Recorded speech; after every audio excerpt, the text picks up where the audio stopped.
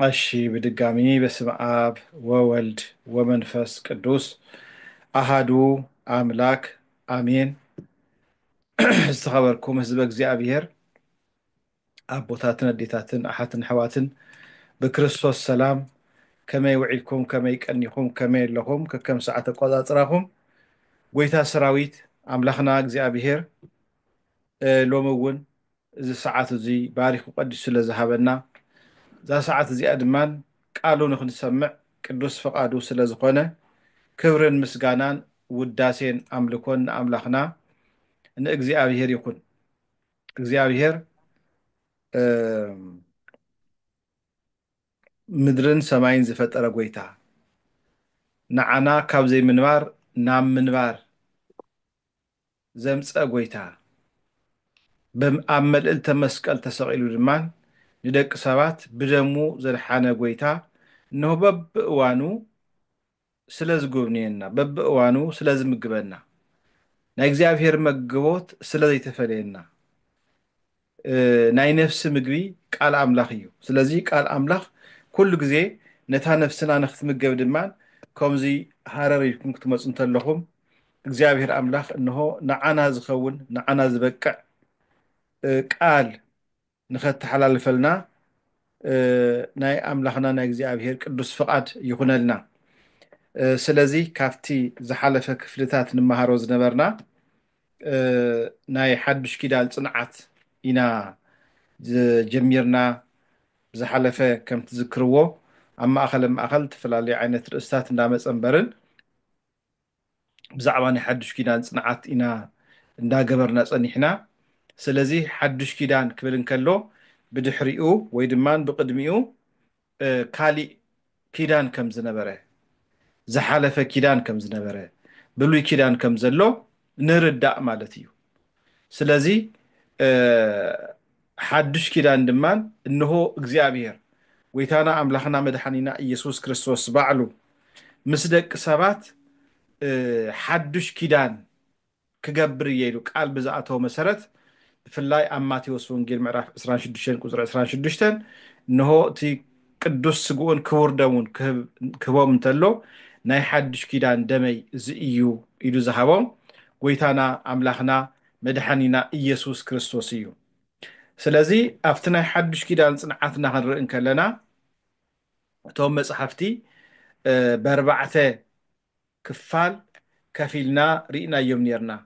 መፅሓፍቲ ናይ ሓዱሽ ኪዳን 35 ከም ዝኾኑ ተመልኪትና ነርና። ስለዚ ኣከፋፈልኦም ድማን ክልተ ዓይነት ኣከፋፍላ ከም ዘሎ እቶም ናይ ቤተክርስትያን ሊቃውንት ብተፈላለዩ ዓይነት ከም ዝኸፍልዎም ብመብዛሕትኡ ግን እንሆ እቶም ኣብ እቶም ናይ መጀመርያ ወንጌላት ወይ ድማን ማቴዎስ ማርቆስ ሉቃስ ዮሃንስ ዝበልናዮም ወንጌላት ተባሂሎም ይፅውዑ።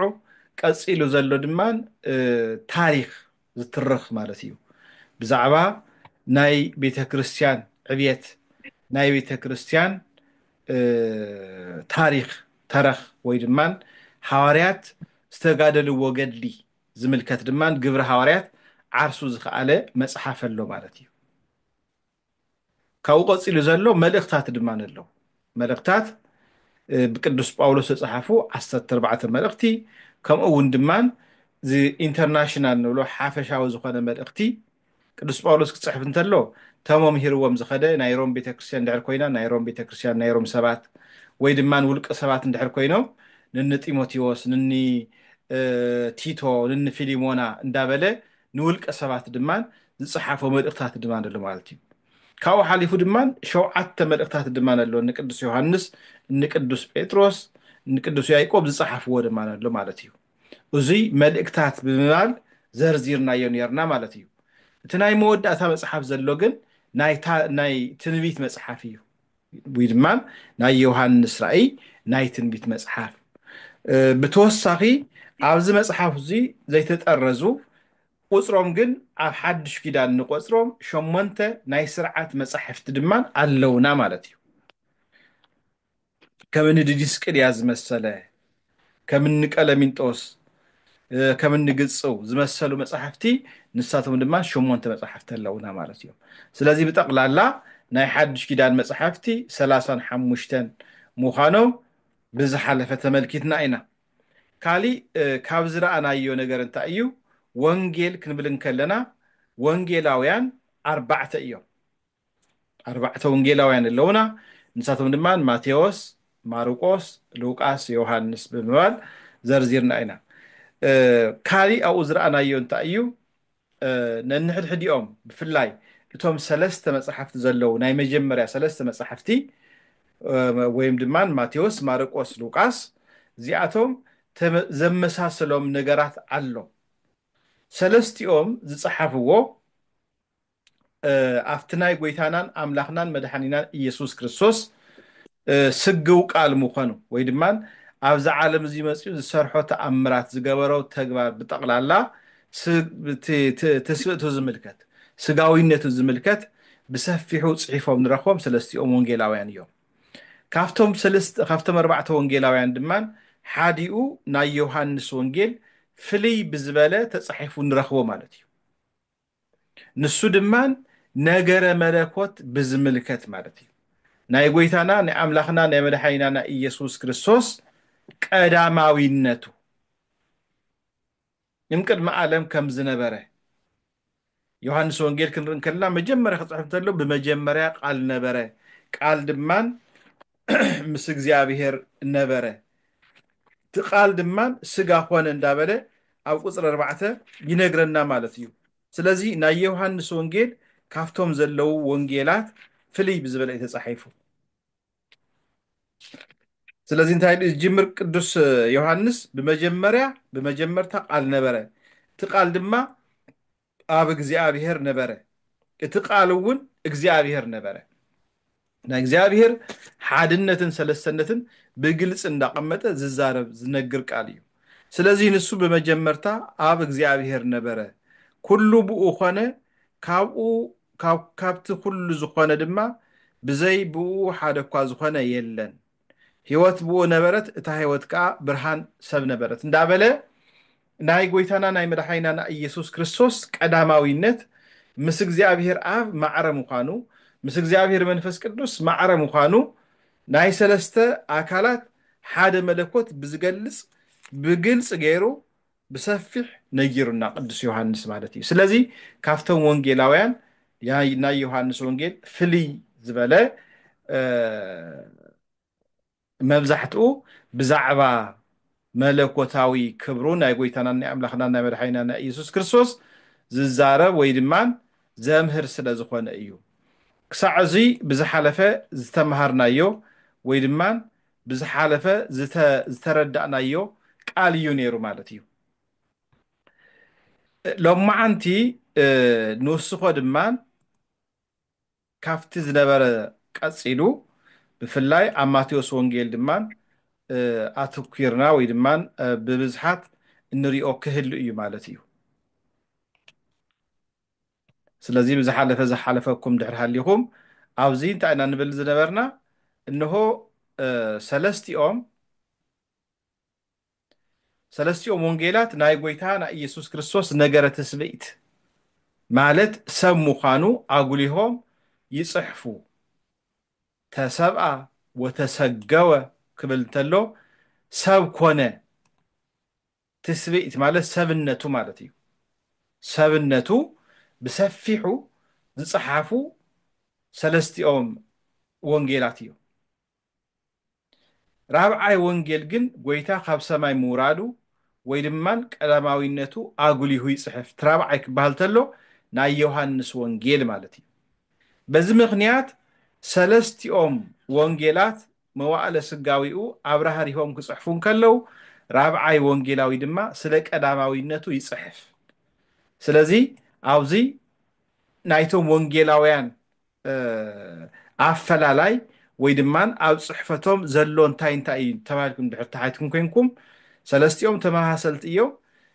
ራብዓይ ናይ ዮሃንስ ወንጌል ድማ ፍልይ ብዝበለ ተጻሒፉ ኣሎ ማለት እዩ።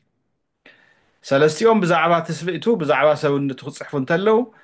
ናይ ዮሃንስ ወንጌል ድማ ብዛዕባ መለኮቱ ብዛዕባ ቀዳማዊነቱ ብሰፊሑ ዝፀሓፈ ወንጌላዊ እዩ ካልእ ሰለስቲኦም ወንጌላት ኢየሱስ ክርስቶስ ኣብ ስብከት ዘመኑ ካብ ገሊላ ናብ ኢየሩሳሌም ዝወፀሎም ግዜያት ሓዲኡ ጥራሕ ማለት ክመውት ሓደ ሰሙን ክተርፎም ከሎ ሆሳእና ለወልደ ዳዊት ተባሂሉ እንዳዘመርሉ ዝኣተውሉ ጥራሕ መዝጊቦም ራብዓይ ወንጌል ግና ካብ ገሊላ ናብ ኢየሩሳሌም ዝወፀሎም ኣርባዕቲኦም ግዜያት መዝጊቡ ይብለና እዚ እውን ካብቶም ዘለዎ መፈላላይ ሓደ እዩ ሰለስቲኦም ወንጌላት ኢየሱስ ክርስቶስ ኣብ ገሊላ ከባቢኡን ኣብ መወዳእታ ናብ ኢየሩሳሌም ብምኻድ ዘምሃሮን ዝሰርሖን ነገር ብስፍሓት መዝጊቦም ንረኽቦም ካልእ ናይ ማቴዎስ ወንጌል ክንሪኦም ከለና እቲ ወንጌሉ ኩሉ ግዜ ኣብዚ ክነዘኻኽረኩም ዝግባእ እንታይ እዩ ብዙሕ ግዜ እቲ ናይ ሓዱሽ ኪዳን መፅሓፍቲ ክበሃል እንከሎ እዚኣ ኣንሸር ክገብራ እሞ ኩሉ ግዜ መፅሓፍ ቅዱስ ንምንባብ ክንብገስ እንከለና እቶም ናይ ብሉይ ኪዳን መፅሓፍቲ እቶም ናይ ሓዱሽ ኪዳን መፅሓፍትን ዝርዝሮም ኩሉ ግዜ ክነፅንዖም ይግባአና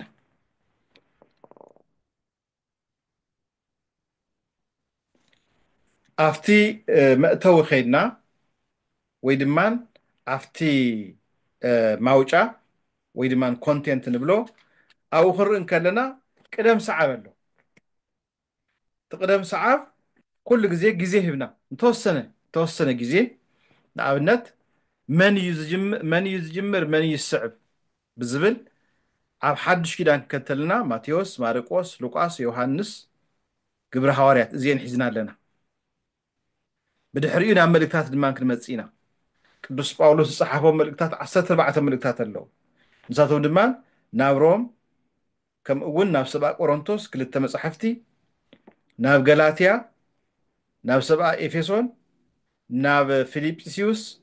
ናብ ቆላሲስ ናብ ናይ ተሰሎንቄ ክርስቲያናት ክልተ መፅሓፍቲ ናብ ጢሞቴዎስ ንሱ ድማ ናቱ ደቀ መዝሙር ዝነበረ እዩ ክልተ መፅሓፍቲ ናብ ቲቶ ንሱ ናቱ ደቀ መዝሙር ዝነበረ እዩ ፊሊሞና ከም እውን ናብ ዕብራውያን እዚአን እንድሕርኢና ኮይና ቅደም ሰዓብ እቲ መፅሓፍ ክንገልጾ እንተለና ኣየፅግመናን ማለት እዩ ጢሞቴዎስ ሰበኢ ዘሎ ኤፌሶ ነበኢ ዘሎ ኣየኑ ዝቅድም ኣየኑ ዝስዕብ ዝብል ቀጥታ ከይና ናፍቲ ቴብል ኦፍ ኮንቴንት ወይ ድማ ናፍቲ መእተዊ كيدنا خنريو خنكل لنا مالتيو سلازي ناي ماتيوس ونجيل زصحافو كابتوم 12 حواريات حدا زخونه قدوس ماتيوس يو سلازي ونجيلاويان كصحفون كلو ونجيلاويان كصحفون كلو عبوتاتنا خمس نغرونا تمصحف قدوس ناي مصحف قدوس ليقاونتون كم زردؤنا كلته كافتوم حواريات وغنيوم توم كلته دمان كافتوم 72 أردئت وغنيو وزي بزحلفه وون تاريخنا يو نيرنا هنا سلازي ماتيوس كافتوم 12 حواريات حدا እዩ ማቴዎስን ዮሐንስን ካፍቶም 12 حواريات ወገንዮም ሉቃስን ማርቆስን ድማ ንቁፅሮም ካፍቶም 72 ኣርድእት እዮም ማለት እዩ ስለዚ ዝፀሓፎ ማቴዎስ እዩ ናይ ማቴዎስ ወንጌል ብሽሙ እዩ ተነጊሩ ወይ ድማ ተጻሒፉ ስለዚ ኣብዚ ወንጌል ውሽጢ ዋላ ሓደ ስፍራ እኳ ማቴዎስ ናይዚ ወንጌል እዚ ጸሓፊ ከም ዝኾነ ኣይጠቅስን ነገር ግን ናይ ቤተክርስትያን ሊቃውንት ናይ መጽሓፍ ቅዱስ ሊቃውንት ካፍቶም ቀደምቲ ዝበሃሉ ጸሓፍቲ ኣውሳብዮስ ካብ ሃዋርያት ኣበው ማእኸል ሓደ ዝኾነ ከም ዝመዝገቦ ይዛረብ እዚ እውን ማቴዎስ ናይ ጎይታ ነገር ብዝብል በአረማይክ ዝተጻሕፈ እዩ አረማይክ ኣብቲ ግዜ ሽዑ ዝንበብ ዝንገር ዝነበረ ቋንቋ ብሱርስት ወይ ድማ ሶርያ በአረማይክ እቲ ናይ ጎይታ መስቃል ንባዕሉ ዝተጻሕፈሉ كم يبل مالتيو سلازي قدوس ماتيوس بنبي ميلكياسن بقويتا اللتن ما أخل زنبرة زمنيو تي زنبرة له زمن مالتيو وانجيلو دما كاب أيهود ناب كريستنا مشجاجر دلدي بمخان يقلقل سلازي نايبلو كيدان مود أتا نحدش كيدان مجمرتا مالتيو سلازي بزعبا سيامي كنبل كلنا شمو ناي ماتيوس سمو ماتيوس مالت ناي እግዚአብሔር ውህብቶ ማለት እዩ ማቴዎስ ክበሃል ተሎ ናይ እግዚአብሔር ውህብቶ ማለት እዩ ናይ 12 ሐዋርያት ስም ዝርዝር ኣብ ዝርከቦም ኣርባዕቲኦም ጥቕስታት ውሽጢ ማቴዎስ ዝብል ስሙ ተመዝጊቡ ይርከብ ማቴዎስ ወንጌል ምዕራፍ 10 ማርቆስ ወንጌል ምዕራፍ 3 ሉቃስ ወንጌል ምዕራፍ 6 ክንርኢ ከለና እነሆ ማቴዎስ ካፍቶም ናይ ጎይታ ደቀ መዛሙርት ወይ ድማን ካፍቶም ወንጌላውያን ሓደ ካፍቶም 12 ሐዋርያት ምዃኑ ይገልጸልና ማለት እዩ ማቴዎስ ወንጌል ምዕራፍ 10 ክንርኢ ከለና ከምዚ ዝብል ተጻሒፉ ንረክብ ማለት እዩ ዝርዝሮም ናይቶም 12 ሐዋርያት ማለት እዩ ማቴዎስ ወንጌል ምዕራፍ 10 ካብ ፍቅድ ሓደ ጀሚሩ ከምዚ ይብል ጎይታ ኢየሱስ ክርስቶስ ነቶም 12 ደቀ መዛሙርት ጸዊዑ ከምዚ ኢልዎም ትእዛዝ ይሂብዎም እንታይ ዝብል ትእዛዝ እቲ ንሱ ዝመጸሉ ዓላማ ከተግብሩ ስለ ዘለዎም ክሰርሑ ከግልግሉ ስለ ዘለዎም ንርኩሳት መናፍስቲ ከውጽዎም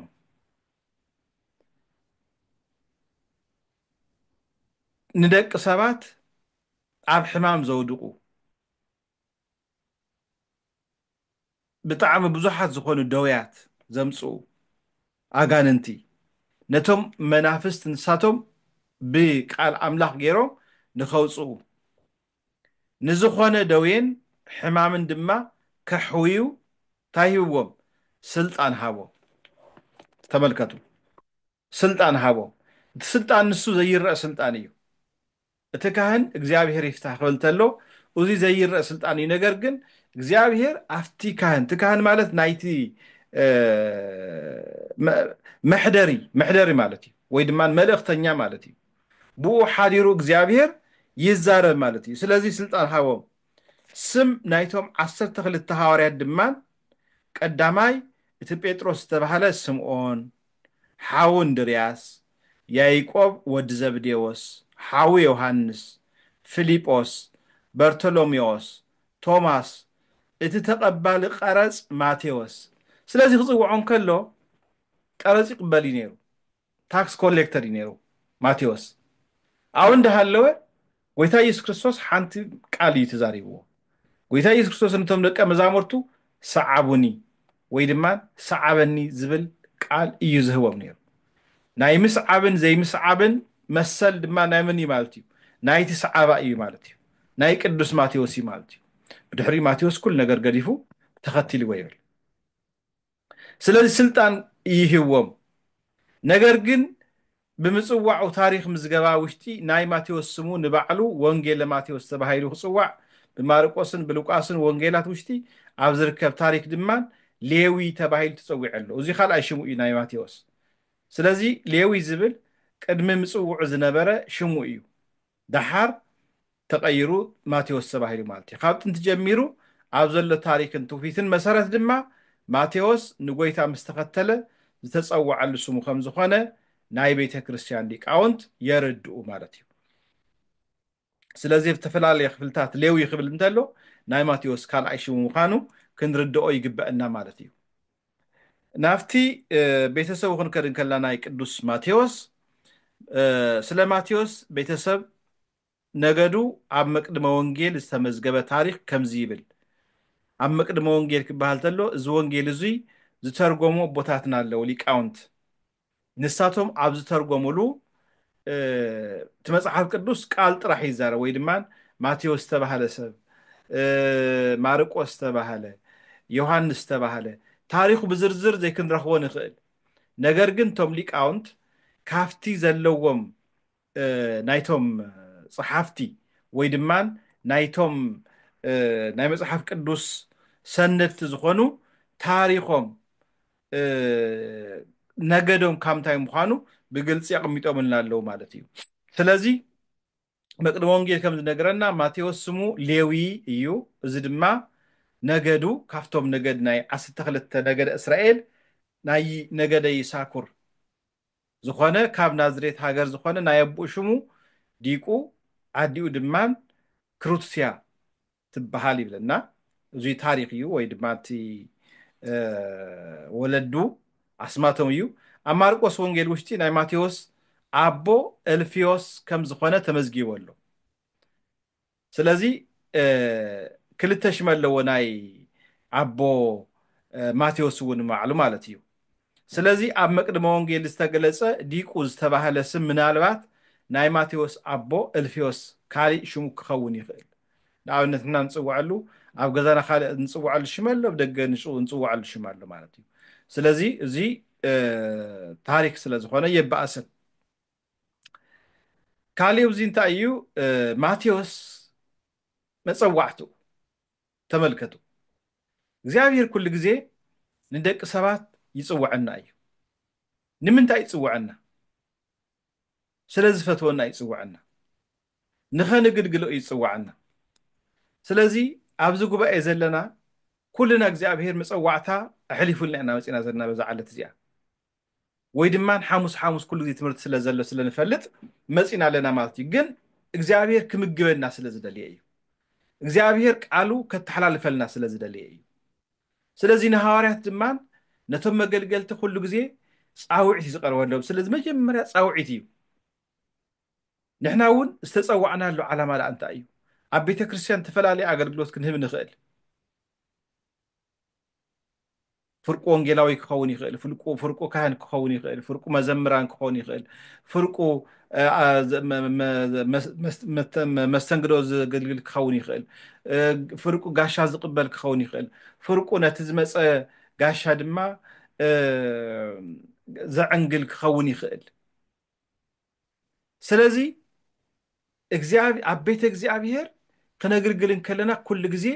እግዚአብሔር ስለ ዝፈቀደልና እዩ እግዚአብሔር ስለ ፀዋዓና እዩ ኣብ ቤተ እግዚአብሔር ክነግልግል ተለና ማ ኩሉ ግዜ ብቕንዕና ክኸውን ይግባእ ኩሉ ግዜ ብትሕትና ክኸውን ይግባእ ኩሉ ግዜ ቃሉ ኣብ ልብና ሓዲሩ እቶም ዝመፁ ሰባት ወይ ድማ እግዚአብሔር ፀውዖም ነፍሳት ንዓኣቶም ብዝግብኦም ንኽንምግብ ንኽነተኣናግድና ተፀዊዕና ማለት እዩ حواريات هو المسوعتهم كم إنير حواريات كسوعهم تلو ويتا يسوع كريستوس إنه أب عالم بزح دويز اللوم سبعة اللو عالم بزح دوي سجاز اللوم دوي سجا خن بالتنا تفلا اللي عينت حمام زلوم مالتي دوي نفس زلوم دمان اللوم سلازي نتوم دوي سجاز اللوم بتأمرات أكهن أنت وصلهم بتفلالي عينت ستحزو كافت ستحزو ومأسرتي يناقفوهم دوي نفس زلوهم دمان ناي سيطان اسرات سيطان زأسرهم دمان اللو قال أملاخ زد اليوم دمان اللو نعاتهم دمان قالوا نخت حلالفو مالتي سلازي ماتيوس أبناي بعل ونجيل وشتي أبزركب ناي هاوريات سمزرزر ماتيوس لبهاوي قبر سبسابي ماتيوس سبهيلو تصوعي قبري قرص يسكب نيرو دياو مفتشع عوان بزح جزي توم تاكس كوليكترز بزح جزي بزح وانجل يسرح نيرو يا بزح كورابشن يسرحي مسجن زي تحدث لزغانه سلازي إن ماتيوس كمسؤول كلو بنسايب تمليسو إني زاكيوس كمسؤول كلو زي وير تاكس كوليكترز يوم نيرو تاكس يوم قرص يوم زقرصو نيرو جن كمسؤول كلو تايم غيرهم بقى زبدل كونه جندر حالي ليو زكيوس 4 أصف كخفليه بمفلات يكون زي مفلات تفاخو ندعر حالي سلازي እግዚአብሔር እንደቅ ሰባት ጽውዖም ተሎ ካብ ተፈላለየ ዓለም ይጽሑ ጽውዖም ካብ ተፈላለየ ስራሕ ይጽውዖም ካብ ተፈላለየ ካብ ዝነበሮም ሕማቕ ስራሕ ዋላ ተመሊሶም ንዑ መገልገልቲ ናሃቱ ዙፋን ንክኾን እዩ ዝገብሮም ስለዚህ ኣብ መጽሓፍ ቅዱስ እቲ ናይ ቀደም ግብሮም ኣይርአን። እግዚኣብሔር ኩሉ ግዜ ሓድሽ እዩ ዝገብረልና። እግዚኣብሔር እንሆ እቲ ቅድሚ ሕጂ ንሰርሖ ዝነበርና ስራሕቲ ኣይርአን እዩ። ንሱ ብንስሓ ተመሊስና ነገር ግን ካብ ሎሚ ጀሚርና ግን ሓድሽ ዝኾነ ህይወት፣ ሓድሽ ዝኾነ ኣካይዳ፣ ሓድሽ ዝኾነ ኣገልግሎት ነግልግለሉ ስለ ዝኾነ እግዚኣብሔር መሓሪ ስለ ዝኾነ ስለዚ ናብ ግብሪ ምእካብ ስርሑ ዝሰርሕ ዝነበረ ኣብ ገሊላ መስፍን ኣብ ዝነበረ ኣብ ትሕቲ ሄሮድስ ኣንጢጳስ ኣብኡ እንዳሃለወ ኣብ ገሊላ ባሕረ ወሰን እንትርከብ ኣብ ቅፍርናሆም ከተማ ነይሩ። ማርቆስ ወንጌል ምዕራፍ 2 ምናልባት ናብ ደማስቆ ናብ ዝወስድ መንገዲ ኣብ ዝነበረ ናይ ግብሪ መእከቢ ቦታ ተቐሚጡ ናይ ዓሳን ናይ ካልኦት ነገራት ንግዲ እናተቆፃፀረ ናይ ግብሪ ምእካብ ስርሑ ይሰርሕ ከም ዝነበረ ዝግምቱ ሊቃውንት ኣለዉ። ስለዚ እንታይ ዓይነት ስራሕ እዩ ነይርዎ ንዝብል ንምብረራ ዝኣክል እዩ። ጎይታ በቲ ኣከባቢ ክሓልፍ ረኸቦ እሞ ተኸተለኒ በሎ። ማቴዎስ ድማ ኩሉ ገዲፉ ተኸተሎ። በቃ እዚኣ ናይ ክርስትና መወዳእታ ኩሉ ነገር ገዲፉ ስርሐ የበለ ናብራ የበለ ካልእ የበለ ኩሉ ገዲፉ ተኸቲልዎ። ስለዚ እዚ ናይ ማቴዎስ ናይ ምፅዋዕ ታሪክ ኣብ ሰለስቲኦም ሲኖፕቲክ ወንጌላት ተመዝጊቡ ንረክብ። ማቴዎስ ወንጌል ምዕራፍ 9፣ ማርቆስ ወንጌል ምዕራፍ 2፣ ሉቃስ ወንጌል ምዕራፍ 5 ንረክብ ማለት እዩ። ብኩሉ ሰብ ይፍለጥ ዝነበረ ማቴዎስ ናይ ጎይታ ደቀ መዝሙር ምዃኑ ግብዣ ብምግባር ንኩሉ ሰብ ነገረ ይብለና። ሽዑ ድግስ ገይሩ በቃ ናይ መወዳእታ መሰናበት ገይሩ ናብ ናይ ጎይታ ማሕበር ናብ ናይ ጎይታ ኣገልግሎት ተጸምቢሩ ማለት እዩ። ስለዚ እዚ ወንጌላዊ እዚ ክርእ ከለና ዘምሃረሉ ሃገር ሐዋርያ ቅዱስ ማቴዎስ ዘምሃረሉ ሃገር ኣብ ታሪኻዊን ኣብ ትውፊቱ መረዳእታት እዩ። ኣብ 4ይ ክፍለ ዘመን ዝነበረ ኣውሳዊዮስ ዘቂሳርያ ዝተባሃለ ናይ ቤተክርስትያን ጸሓፊ ማቴዎስ ብመጀመርያ ወንጌል ዝሰበኾ ንዕብራውያን ክኸውን እንከሎ ብድሕሪኡ ናብ ካልኦት ህዝቢ እውን ተላኢኹ ከም ዘሎ ይነግረና ማለት እዩ። ኣውሳዊዮስ ዝተባሃለ ናይ ቤተክርስትያን ሊቅ እዩ ተዛሪቡ። ስለዚ ነቶም ዕብራውያን ክበሃል ተሎ እስራኤላውያን ማለት እዩ። በተቦኦም ኤቦር ምክንያት ዕብራውያን ተባሂሎም ማለት እዩ። ከምኡ እውን ብዙሓት ናይ መጽሓፍ ቅዱስ ሊቃውንት ናይ ታሪክ ሊቃውንት ቅዱስ ማቴዎስ ኣብ ሃገርና መፅኡ ከም ዘምሃረ ጥንታውያን ናይ ቤተክርስትያን ጸሓፍቲ እውን ጽሒፎም ወይ ድማ መዝጊቦም ንረክብ ማለት እዩ። ዕረፍቱ ብዝምልከት ስለ ቅዱስ ማቴዎስ ዕረፍቲ ኣብ ገድሊ ሐዋርያት ከምኡ እውን መጽሓፈ ስንክሳር ዝርከብ ታሪክ ቅዱስ ማቴዎስ ካብ ኢየሩሳሌም ወፂኡ ናብ ዝኸደሉ ሃገር ኣብ እስር ቤት ኣትዩ ናይ ጎይትኡ ገንዘብ ኣጥፊኡ ንዝተኣስረ ሓደ እስረኛ ዝገበረሉ ተኣምራት ኣብ ዝተሰምዐ ግዜ በዚ ተኣምር እውን ብዙሕ ህዝቢ ስለ ዝኣመነ የውጦስ ዝተባሃለ ናይ ተዓዲ ገዛኢ ተቆጢዑ ክሳዱ ብሰይፊ ከም ዝቆረጾ ይናገር መጽሓፈ ስንክሳር ጥቅምቲ 12 እዚ ቃል እዩ ዝዛረብ ማለት እዩ። ስለዚ ሐዋርያት ኩሎም ክንሪኦም ከለና ኣብቲ ስርሖም ኣብቲ ግብሮም ብሰማዕትነት እዮም ሓሊፎም ብሰማዕትነት ሓሊፎም። ስለዚ እንታይ ክገብሩ እዮም ብሰማዕትነት ሓሊፎም እንተኢልና ወንጌል ናብ ዓለም ከስፋሕፍሑ እንተለዉ ማለት እዩ። ወንጌል ናብ ዓለም ከሰራጭው ወይ ድማ ናይ ክርስቶስ ወንጌል ኣብ ምስሕፋሕ እዩ ህይወቶም ሓሊፉ። ስለዚ ኩሉ ግዜ ንዝክሮም ንምንታይ እታ ቤተ ክርስቲያን ነታ ቤተ ክርስቲያን ውዕለታ ስለ ዝገበሩላ ማለት እዩ። ኣብዛ ዓለም ንኣብነት ናይ ሓደ ዓዲ መራሒ ዝነበረ ወይ ድማ ብዙሕ ታሪክ ዝሰርሐ ብዙሕ ውዕለታ ዝወዓለ ሰብ መዘከርታ ይግበረሉ። ብሽሙ ቤት ትምህርቲ ይስረሐሉ፣ ብሽሙ ጎዳና ይስረሐሉ፣ ፅርግያ ኣብ ጥቃና ንኣብነት ጆርጅ ቡሽ ዝበሃል ኣሎ ማለት እዩ። ብሽሙ ፅርግያ ተሰሪሕሉ ማለት እዩ። ጎዳና ቤት ትምህርቲ ይስረሐሎም፣ ታሪካዊ ነገራት ይስረሐሎም። ቤተ ክርስቲያን ድማ ነዞም ቅዱሳን ከመይ ጌራ እያ ተኽብሮም እንተኢልና ኩሉ ግዜ እታ ቤተ ክርስቲያን ንኽዝከሩ እቲ ትውልዲ ንኽዝክሮም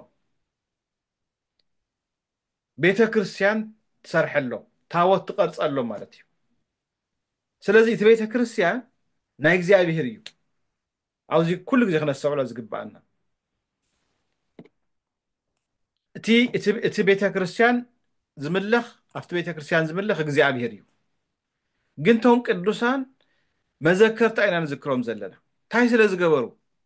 ውዕለታ ስለ ዝሰርሑ ነታ ቤተ ክርስቲያን ነቲ ናይ ክርስትና እምነትና ብዙሕ ምስፍሕፋሕ ስለ ዝገበሩ ኣብዚ ኣብ ትንቢተ ኢሳይያስ ምዕራፍ 56 ንምንታይ ከም ዝንዝክሮም ተጻሒፉ ንረክብ ማለት እዩ ዓስቦም ንዝክሮም ንሳቶም ውላድ የብሎም ውላዶም ንሕና ክርስቲያናት ኢና ትንቢተ ኢሳይያስ ምዕራፍ 56 ቁፅሪ 1 ጀሚሩ እግዚአብሔር ከምዚ ይብል ኣሎ ምድሓነይ ቀሪቡ እዩ ጽድቀይ እውን ቀልጢፉ ክግለጽ እዩ እሞ ፍትሒ ሓልው ጽድቅ እውን ግበሩ እቲ ነዙይ ዝገብር ሰብ ብኡ እውን ዝጸንዕ ከይረክስ ንሰንበት ዝሕሉ ክፍኣት ከይገብር ኢዱ ዝሕሉ ሰብ ብፁዕ እዩ ሰንበት ዘኽብር ንእግዚአብሔር ዘኽብር ናብ እግዚአብሔር ዝተጸግዐ ጽግዕተ መጻተኛ ብሓቂ እግዚአብሔር ካብ ህዝቡ ክፈልየኒ እዩ ኣይበል እቲ ስልብ እውን ኣነ ንቁፅ ኦም እየ ኣይበል ብቅድስና ብድንግልና ንእግዚአብሔር ህይወቶም ኣሕሊፎም ዝሃቡ ማለት እዩ እግዚአብሔር ከምዚ ይብል ሰናብተይ ንዝሕልው ንዓይ ንዘኽብሩኒ በዓለይ ንዘኽብሩ ሰናብተይ ንዝሕልው ንዓይ ዘሐጉስ ንዝመርፁን ቃል ኪዳነይ እውን ንዝሕልው ስሉባት ኣብ ቤተይን ኣብ ውሽጢ ቅፅረይን ካብ ኣወዳትን ኣጓላትን ዝበልጽ መዘከርታ ሽምን ስም ክህቦም እየ ዘይጠፍእ ዘለዓለማዊ ስም እውን ክህቦም እየ ተመልከቱ ኣብ ቤተይን ኣብ ቅፅረይን እንታይ ማለት እዩ ኣብ ቤተ ክርስቲያነይ ንዘለዓለም ዘይጠፍእ ሽም ክህቦም እየ ስለዚ ትስሞም እንታን በብእዋኑ ንኽዝከር ንኣብነት ዘለና የቤተ ክርስቲያን ናይ ኣቡነ ኣረጋዊ ቤተ ክርስቲያን እዩ ትበሃል ሽሙ ኣቡነ ኣረጋዊ ኣምላኽ ኮይኖም ኣይኮነን ንዖም ግን ንዝክሮም ማለት እዩ ብኦም ሽም ጽላት ተቐሪጽሎም እቲ ዝምለኽ ግን መን እዩ እግዚኣብሔር እቲ ዝቁረስ ስጋን ዝፈስስ ደም ናይ መን እዩ ናይ ክርስቶስ ነገር ግን ንሕና ደቆም ንኽንዝክሮም ኣምላክ ኣቡነ ኣረጋዊ ይቕረበለለይ ይቕረ ዝብል እግዚአብሔር እዩ ስለዚ መን ንጽውዐልና ኣቡነ ኣረጋዊ ንኣቡነ ኣረጋዊ ኣምላኽ ንኣቡነ ኣረጋዊ ጻድቕ ዝገበርካዮም ንኣቡነ ኣረጋዊ ብቅድስና ዘጽናዕኻዮም ንዓና እውን ብቅድስና ጽንዐና ነዚና ንዝክሮም ዘለና ስለዚ ኣብ ቤተ እግዚአብሔር ወይ ድማ ኣብተ ናይ ክርስትና እምነት ዝገበርዎ ጉልሕ ዝኾነ ኣስተዋጽኦ ስለ ዘሎ ማለት እዩ በዚ ኢና ንዝክሮ ነቶም ቅዱሳን ሐዋርያት እውን ከምኡ እዮም ነይሮም ኩሉ ግዜ ንዝክሮም ስለዚ እቲ ወንጌል መዓዝ ከም ዝተጻሕፈ ብቐጥታ ዝተጻሕፈ ነገር የለን ዘመኑ ብዝተመልከተ ሊቃውንት ዝተፈላለዩ ኣመለኻኽታ ኣለዎም ዝተፈላለዩ ርእይቶ ይገብሩ እዮም ሊቃውንት ቅድሚ መጀመርያ ናይ ክርስቲያን ስደት ከም ዝተጻሕፈ ይእመን ናይ ክርስቲያን ስደት ቅድሚ 70 ዓመተ ምህረት ዝነበረ ጢጦስ ኢየሩሳሌም ቅድሚ ምጥፍኡ ዝነበረ እዩ ብመብዛሕትኡ ኣመለኻኽታ ግን ኢየሩሳሌም ብ70 ዓመተ ምህረት ቅድሚ ምጥፋእ ዝተጻሕፈ ምዃኑ ዝገልጽ እዩ ምክንያቱም ስለና ኢየሩሳሌም ምጥፋእ ብትንቢት መልክዕ ተጽሒፉ ስለ ዘሎ ኣብ ማቴዎስ ወንጌል ምዕራፍ 24 ካብ ቁፅሪ 1 ክሳብ 28 ወንጌሉ ዝተጻሕፈሉ ኣብ አንጾኪያ ዝተጻሕፈሉ ቋንቋ ድማ ብዕብራይስጥ ምዃኑ ሊቃውንቲ ይገልጹ ስለዚ መብዛሕትኡ እዚ ወንጌል እዚ ነቶም ኣይሁድ ተጻሕፈ እዩ ቅዱስ ማቴዎስ ወንጌሉ ዝጽሓፎ ካብ ዕብራውያን ወይ ድማ ካብ ኣይሁድ ናብ ክርስትና ንዝተመለሱ ሰባት እዩ ወንጌል ምስ ኣምሃሮም ናብ ካሊእ ዓዲ ክኸይድ እንከሎ ኣብ ምድረ ፍልስጥኤም ዝነበሩ ኣይሁዳውያን ክርስቲያናት ዝተጻሓፈ እዩ ስለዚ ክርስትና ክስፋሕፋሕ ከሎ ካብ ክልተ ወገን ዝመጹ እዮም ነይሮም ቶም ክርስቲያናት ኣስተውዕሉ ካብ ክልተ ወገን እንታይ ማለት እዩ ካብ ኣይሁድ ወገን ክርስትና ዝተቀበለሉ መጀመርያ ናይ ኣይሁድ እምነት ናይ ብሉይ ኪዳን እምነት 10 ትእዛዛት ዝሓዙ ኣለው ብኻሊእ ወገን ድማን ካብ ኣሕዛብ ድማን ዝመጸሉ ናይ ብሉይ ኪዳን እምነት ዘይብሎ ናይ ብሉይ ኪዳን ስርዓት ዘይብሎ ስለዚ ክልቲኦም እንታይ ኮይኖም ክርስቲያናት እዮም ኮይኖም እንዲያውም መንጎኦም ሓደ ግዜ ኣብ ግብረ ሐዋርያት ኣፈላላይ ተፈጢሩ ነይሩ ግጭት ተጋጨም ነይሩ ንስኻትኩም ስርዓት ትሕሉ ናይ ሙሴ ሕጊ ትፈልጡን ከም ዝበልኩም ኢኹም ይብልዎም ነይሮም ድሓር ሐዋርያት ግን ከመይ ገይሮም ተዓሪቆሞም ነዚኣቶም ኩልኩም ክርስቲያናት ኢኹም ነገር ግን እዚኣቶም ትሕጊ ንሱ ኣይፈልጥዎን ነይሮም እቲ ንስኻትኩም ትኽተልዎ ስርዓታት ከምቲ ናሃትኩም ትኸተሉ ክበሃሉ ይኽእሉ በቃ እቲ ኩሉ ግዜ ግጭት ኣብ ቤተክርስትያን ወይ ድማ ኣብቶም ኣገልገልቲ ኣሎ እዩ ካብ ግዜ ሐዋርያት ጀሚሩ ማለት እዩ ስለዚ ኣብ ቤተክርስትያን ብዙሕ ግዜ ከምኡ ዓይነት ክጋጥም ይኽእል ክደንቀና የብሉ ስለዚ ሽዑ ግን ሐዋርያት ብስርዓት ገይሮም እንታይ ገይሮሞ መተዓረቕ ቃል ኣምፂኦም ስለዚ እዚኣቶም ስትሪክት ዝኾነ ናይ ብሉይ ኪዳን ሕጊ ዘይክቕበሉ ይኽእሉ ምክንያቱም ኣይሓለፉሉን ኣይነበሩሉን ክግደዱ ድማ ይግብኦም ነገር ግን ጎይታ ኢየሱስ ክርስቶስ ኣምላኽ ምዃኑ እንድሕር ኣሚኖም ብክርስትና እምነት ክጓዓዙ ይኽእሉ እዩ እንተባሂሎም ተፈላለዮም ማለት እዩ ስለዚ ኣብ ፍልስጥኤም ኮይኑ ዝፀሓፎ መፅሓፍ እዩ ቅዱስ ማቴዎስ እና ነቶም ካብ ኣይሁድ ወገን ንዝመፁ ክርስቲያናት ዝተፃሕፈ መፅሓፍ እዩ ዝመፅሓፍ እዙይ ማለት እዩ ካሊእ ኣብዚ ንሪኦ እንታይ እዩ ማቴዎስ ናይ ጎይታ ታሪክ ስራሕን ናብ ዕብራውያን ዝፀሓፎ እዞም ዝኽተሉ ዓላማታት እዩ ተቀዳማይ ንምንታይ ተፃሒፉ ዝብል ይባል እዚ እቲ መፅሓፍ ኢና ነፅንዖ ዘለና መፅሓፍ ናይ ማቴዎስ ወንጌል ኣውፂና ገሊፅና ክንርኢ ከለና ማቴዎስ ወንጌል ቅድም ቀዳድም መጀመርያት መፅሓፍቲ ጠቕላላ እቲ ቻፕተራት ንሪኦ እሞ ክንደይ ምዕራፍ እዩ ዘለዎ እንተልና 28 ምዕራፍ እዩ ዘለዎ ማቴዎስ ወንጌል 28 ዝርዝሩ ያው ሓደ ብሓደ ክነፅንዖ ኢና ግን ጠቕላላ እታ መፅሓፍ እዚኣ 28 ምዕራፍ ኣለዋ ስለዚ ናይ ኢየሱስ ክርስቶስ ካብ አብርሃም ካብ ትውልዲ ካብ ዳዊት ትውልድ ዝተወልደ ፍጹም ሰብ ምዃኑ ንምርዳእ እዩ እዚ ሓሳብ እቲ ትውልዲ ብምቁፃር ጎይታ ባዕሉ ወዲ ሰብ ኢሉ ምፅውዑ ብካልኦት ሰባት ወዲ ዳዊት ተባሂሉ ምፅውዑ ብዝምዝገብ ብመዝገብ የርድእ ማለት እዩ ስለዚ ናይ ክርስትና እምነት ተኸተልቲ ኢና እንዳበሉ ኢየሱስ ክርስቶስ ካብ ድንግል ማርያም ስጋ ኣይወሰደን ኣይተዋህደን ዝብሉ ወገናት ኣለዉ ተመልከቱ ከመይ ገይሩ ዳ እዩ ማህፀና ሓዲሩ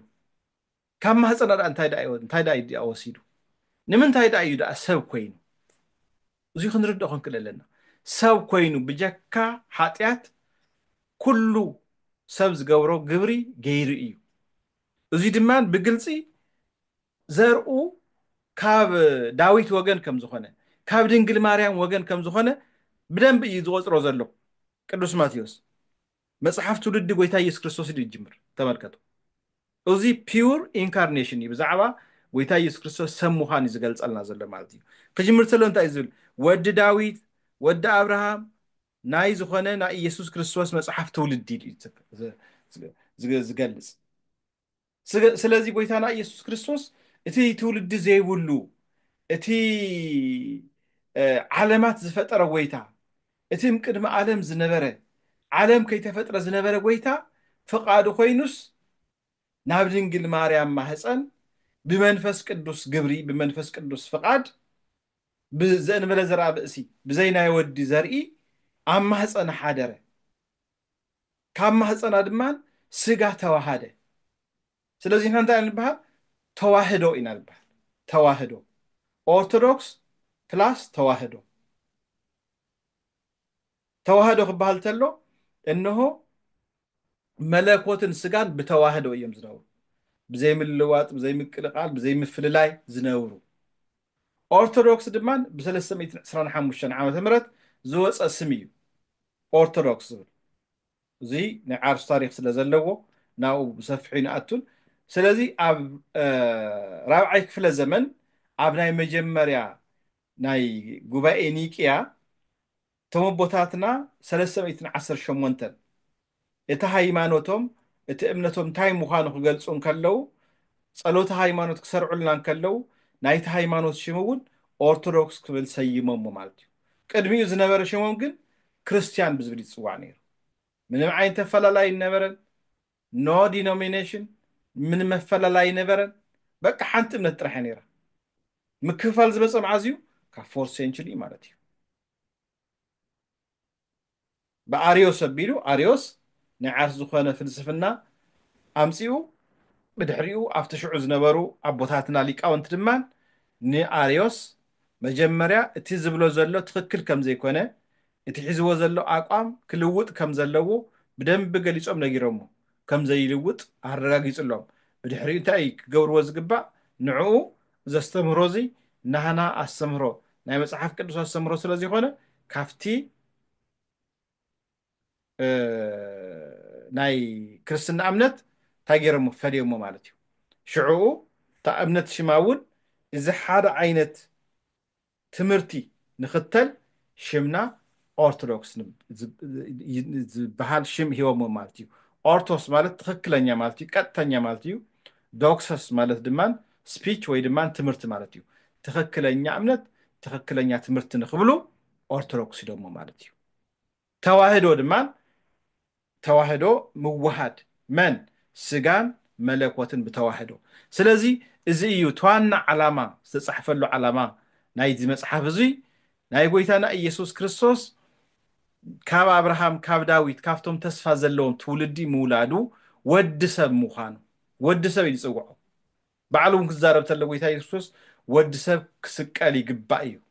ክብሎም ተሎ ካብ ድንግል ማርያም ዝተወለደ ወዲ ሰብ ስለ ዝኾነ ስለዚ ብሰባት ጎይታ ካብ ነቢያት ሓዲኡ ክበሃል ከሎ እንኳን ናይ እግዚኣብሔር ወዲ ምዃኑ ንክፍለጥ ንምርዳእ እውን እዩ ስለዚ ወዲ ሰብ ይበሃል ወዲ እግዚኣብሔር እውን ይበሃል ካሊእ ብሕግን ብነቢያትን መፅሓፍቲ ብብሉይ ኪዳን ስለ ክርስቶስ ዝተነገሩ ትንቢታዊ ቃላት እናጣቐሰ ፍጻሚኦም ንምርኣይ ማቴዎስ ጽሒፉ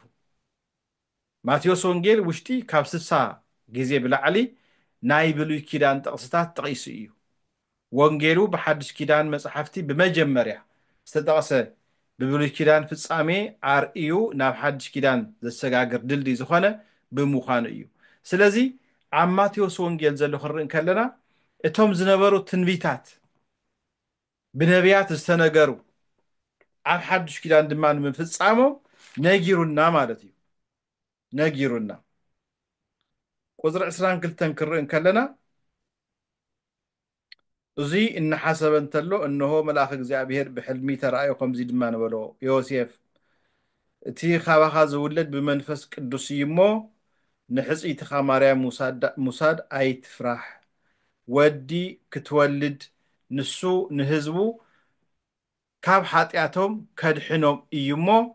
ስሙ ኢየሱስ ክትብሎ ኢኻ እዚ ኩሉ ዝኾነ ድማ እቲ እግዚኣብሔር ብነቢይ ተመልከቱ ብነቢይ እንታይ ዝብል ነይሩ ብነቢይ ዝተፃሓፈ ቃል ኣሎ ኣብ ኢሳይያስ ዝተፃሓፈ ቃል ኣሎ ስለዚ እቲ ማቴዎስ ወንጌል ምዕራፍ 1 ቁፅሪ 22 ክንርኢ ከለና ኣብ ብሉይ ኪዳን ዝነበረ ኣብ ብሉይ ኪዳን ኣብ ኢሳይያስ 7:14 እነሆ ድንግል ክትጠንስ ወዲ እውን ክትወልድ እያ ስሙ ከዓ ኣማኑኤል ክበሃል እዩ ትርጉሙ ድማ እግዚኣብሔር ምሳና ማለት እዩ ኢሉ ተዛረቦም እንቲ ክፍፀም እዩ ስለዚ እቲ ከምኡ ዝብል ዝነበረ ትንቢት ኣብ ኢሳይያስ ኣብ ሓድሽ ኪዳን ድማ እንታይ ገይሩ ይብለና ተፈፂሙ ስለዚ ብሉይ ኪዳን ፅላል እዩ ሓድሽ ኪዳን ፍጻሜ እዩ ብሉይ ኪዳን ኣብ ሓድሽ ኪዳን ማህፀን ነይሩ ሓድሽ ኪዳን ድማ እንታይ ኮይኑ እቲ ኣብ ማህፀን ብሉይ ኪዳን ዝነበረ ተወሊዱ ማለት እዩ ስለዚ እቲ ትንቢተ ነቢያት ዝንገረሉ ዝነበረ ኣብ ሓድሽ ኪዳን ክንመፅእ እንተለና ድማ ፍጻሜ ረኺቡ ስለዚ እዚ እዩ ብግልፂ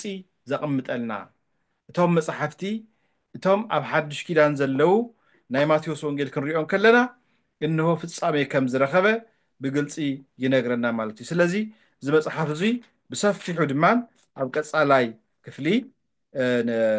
ቀጻላይ ሰሙን ማቴዎስ ወንጌል አንብብዎ ማቴዎስ ወንጌል አንቢብና ማቴዎስ ወንጌል ዘሎ ትንቢታት ብምሉኡ እቲ ተባሂሉ ዝነበረ ወይ ድማ እቶም ትንቢተ ነቢያት ዝተናገሩ ሰባት ፍጻሜ ከም ዝረኸቡ ይነግረና ማለት እዩ ስለዚ ብጠቕላላ ንምጥቕላል ዝኣክል ኣርባዕተ ወንጌላውያን ኣለዉ ኢልና ኢና ካብቶም ኣርባዕተ ወንጌላውያን እቶም ሰለስቲኦም ተመሳሳላይ ዝኾነ ሓሳብ ኣለዎም ካብቶም ሰለስተ ካብቶም ኣርባዕተ ሓደ ድማ ናይ ዮሃንስ ወንጌል ፍልይ ብዝበለ ተጻሒፉ ንረክብ ናይ ዮሃንስ ወንጌል ብዛዕባ ናይ ጎይታና ኢየሱስ ክርስቶስ ኣምላካዊ ክብሩ መለኮታዊ ወይ ድማ ቀዳማዊነቱ ብግልፂ ዘቕምጥ ወይ ድማ ዝሰርዕ ቃል እዩ ማለት እዩ ስለዚ እዚ ይመስል ናይ ሎማዓንቲ ትምህርትና ናይ መጽሓፍ ቅዱስ ጽንዓት ስለ ዝኾነ እንሆ ቀጻላይ ሰሙን ድማ ማቴዎስ ወንጌል ብደንቢ ጌርኩም ሪኢኹም ምፁ ስለዚ ኩሉ ግዜ ብፍላይ ኣብ ዝወርሃ ጾም ኣብዚ ናይ ጾም ወቅቲ ድማ ምስ መጽሓፍ ቅዱስ ክኸውን ኣለዎ ጥራሕ ካብ ምግቢ ምኽልካል ኣይኮነን ነገር ግን መጽሓፍቲ እዩ ዝነግረና ማቴዎስ ወንጌል ክንርኢ ከለና እኮ ንኣብነት ሓንቲ ቻፕተር ንግሆ ሓንቲ ምዕራፍ ንግሆ ሓንቲ ምዕራፍ ድማ ምሸት እዚኣ እንድሕር ጌርና ምስ ንጽልዮ ጸሎት ቃል ኣምላኽ ኩሉ ግዜ ጥዑም ስለ ዝኾነ እግዚአብሔር ክባርኸና ዝኽእል እግዚአብሔር እንሆ ናህና ህይወት ክባርኾ ዝኽእል ምስ ቃል ኣምላኽ ክንከውን ከለና እዩ ጎይታ ኢየሱስ ክርስቶስ እንኮ ኣብቲ ዝፍተነሉ እዋን ኣብ ማቴዎስ ወንጌል ምዕራፍ 4 ብዛዕባ ፈተና ይዛረብ ትፈታኒ መጽኡ እዩ ዝብለና ተመልከቱ ቃል ክንሪኦም ከለና ማቴዎስ ወንጌል ምዕራፍ 4 ትፈታኒ መጽኡ ብድሕሪ እዚ ድማ መንፈስ ንኢየሱስ ክርስቶስ ብዲያብሎስ ክፍተን ናብ በረኻ ወሰዶ ይብለና እዚ ማለት ግን ፍቃዱ እዩ ናይ ዓርሱ ፍቃድ እዩ ብናይ ዓርሱ ፍቃድ እዩ እምበር ሰይጣን ኣግዲድዎ ማለት ኣይኮነን ክፍተን ከደ ስለዚ ንኢየሱስ ክርስቶስ ዝፈተነ ሰይጣን ንዓና እንትፍተነና ክገርመና ይግባእ ክፍትነና እዩ ኩሉ ግዜ ፈታናይ ስለ ዝኾነ ስለዚ 40 መዓልትን 40 ለይትን ጾመ መን ጎይታና ኣምላኽና መድሓኒና ኢየሱስ ክርስቶስ ድሕሪ እዚ ጠመየ እቲ ዝፍትኖ ድማ ቀሪቡ ከምዚ ይበሎ ጎይታ ኢየሱስ ክርስቶስ ተፈተኖ ሰለስተ ኣርእስተ ሃጣውእ ይበሃላ ኣርእስተ ሃጣውእ ማለት ናይ ሓጢያት ሱር ዝበሃላ እየን ንሰን ድሕር ስዒርና ካሊእ ቀሊል እዩ ተንሱር ዝበሃላ እንታይ እየን እንተኢልና ተንዋና መጀመርያ እንታይ ኢልዎ ቀሪቡ ወዲ እግዚኣብሔር እንተኾንካስ እዘን ኣእማን እዚኣተን እንጀራ ይኹና በል ኢልዎ ተመልከቱ ብስስዕቲ እዩ መጺዎ ሰሲዑ እንጀራ ንኽበልዕ ይገይርዎ ጎይታ ኢየሱስ ክርስቶስ ድማ ከምዚ ኢልዎ ሰብ ካብ ኣፍ እግዚኣብሔር ብዝወፅእ ኩሉ ቃል ዳ እምበር ብእንጀራ ጥራሕ ኣይነብርን እዩ ተባሂሉ ተጽሒፉ እዩ ስለዚ ናይ ህይወት እንጀራ ናይ ነፍስ እንጀራ ዝበሃል እንታይ እዩ እንተኢልና ቃል ኣምላኽ እዩ ቃል ኣምላኽ ኩሉ ግዜ ክንምገቦ ይግባእ ቃል ኣምላኽ ኩሉ ግዜ ክነንብቦ ይግባእ ንሱ ህይወትና ከትርክስ ዝኽእል እንድሕር ሓዚና ካብቲ ሓዘና ዘጽናዕነ እንድሕር ዳውን ኮይና ዲፕረስ እንድሕር ኮይና ካብቲ ዘለና ትካዜ ካብቲ ዘለና ተስፋ ምቁራጽ ተስፋ ዝህበና ቃል ኣምላኽ ስለ ዝኾነ እዩ ህይወትና ዝልምልም ብቃል ኣምላኽ እዩ ስለዚ ብስጋዊ እንጀራ ጥራሕ ኣይኮነን ሰብ ዝነብር ተስፋ ክህልዎ ኣለዎ ተስፋ እግዚኣብሔር ክህልዎ ኣለዎ ሰብ ንሱ ስለዚ ቃል ኣምላኽ የድልዮ እዩ ኢልዎ ብድሕሪኡ ሓሊፉ ቀዳማይ ፈተና ማለት እዩ እታ ካልኣይ ፈተና ከ እንታይ እያ ሽዑ ዲያብሎስ ናፍታ ቅድስቲ ከተማ ወሲዱ ኣብ ላዕለዋይ ጫፍ ቤት መቅደስ ኣቆሞ ብድሕሪኡ እንታይ ኢልዎ ወዲ እግዚኣብሔር ተኾንካስ እግርኻ ብእምኒ ከይትዕንቀፍ ብእዳዎም ክፀሩኻ ንመላእኽቲ እውን ምእንተኻ ይእዝዞም ዝብል ፅሑፍ ኣሎ እሞ እስኪ ዘሊልካ ንታሕቲ ተወርወር በሎ ይፍትኖ እዩ ዘሎ ጎይታ ኢየሱስ ክርስቶስ ድማ ጥቕሲ ብጥቕሲ ዝመልሰሉ ዘሎ ኣብ ነገርና ጥቕሲ ክርስቲያን ጥራሕ ኣይኮነን ዝጠቅስ ሰይጣን እውን ይፈልጦ እዩ ትቃል ቃል ኣምላኽ ይፈልጦ እዩ ጥቕሲ ይጠቅስ እዩ ንሱ ይጠቂስዎ ከምዚ ዝብል ተፃሒፈ ኣሎ ኢልዎ መፅሓፍ ቅዱስ ይጠቂስሉ ድሓር ግን እንታይ ኢልዎ ጎይታ ኢየሱስ ክርስቶስ ድማ ንእግዚኣብሔርና ኣምላኽካ ይትፈታተኖ ተባሂሉ ተፅሒፉ ኣሎ ብትዕቢት ዝመፆ ብትሕትና ኩሉ ግዜ ናይ ክርስቲያን ሂወት ብትሕትና ዝተመልአ ክኸውን ኣለዎ ግን ብትዕቢት ይመፅዎ ከምዚ እንድሕር ጌርካ በቃ ካብ ዝተወርወር እሞ ከድሕነካ እዩ በዓል ኢልዎ ኖ ኣይትፈታተኖ ተባሂሉ ናይ መወዳእታ ፈተና ታሳልሰይቲ ትበሃል ታሱር ተባሂላ ዘላ እንታይ እዩ መሊሱ ዲያብሎስ የመና ነዊሕ ናብ ዝኾነ እምባ ወሲዱ ኣርእይዎ ማጂክ እዩ ዘርእዮ ዘሎ እንታይ ርእይዎ መንግስታት ኩሉ ዓለም ክብሮም ኣርኣዮም ሞ ከምዚ ኢልዎ ተደፊእኻ እንተሰጊድካለይ እዚ ኩሉ ክህበካ እየ ተመልከቱ ከምልኾ ደልዩ ክምለኽ ጎይታ ኢየሱስ ክርስቶስ ድማ ብኣምላኽነት ዝመፀ ይፈትን እሞ እንታይ ኢልዎ ጎይታ ኢየሱስ ክርስቶስ ድማ ሽዑ ንእግዚኣብሔር ኣምላኽካ ስገድ ንዕኡ በይኑ ድማ ኣምልኽ ተባሂሉ ተፃሒፉ እዩ እሞ ኪድ ኣንታ ሰይጣን ኢልዎ ካብኡ ርሒቑ በቃ ሽዑ ጎይታ ኢየሱስ ክርስቶስ እንሆ ተን ሰለስተ ዓበይቲ ዝበሃላ ኣርእስቲ ሃጣው ወይ ድማ ናይ ሓጢኣት ርእሲ ዝበሃላ ኩለን ሓሊፍዎን ንስኻትኩም እውን እዘን ዓበይቲ ሓጢኣታት እንድሕር ደኣ ሰጊርኩመን ኮይንኩም እንድሕር ኣሸኒፍኩም ኮይንኩም ብድሕሪኡ ዘሎ ቀለልቲ ሓጢኣት እዩ ዝበሃል ኢሉ ነጊሩና ማለት ድሕሪ እዚ ኢየሱስ ሽዑ ኢየሱስ ንእግዚኣብሔር ኣምላክካ ስገድ